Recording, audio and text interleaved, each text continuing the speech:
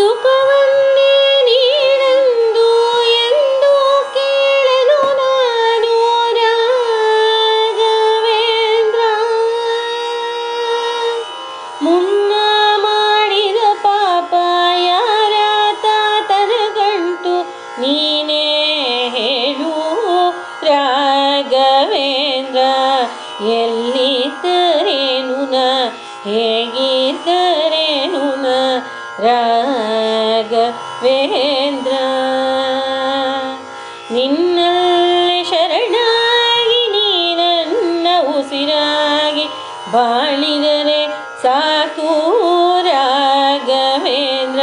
ಹಾಲಲ್ಲಾದರೂ ಹಾಕು ನೀರಲ್ಲಾದರೂ ಹಾಕು ರಾಘವೇಂದ್ರ.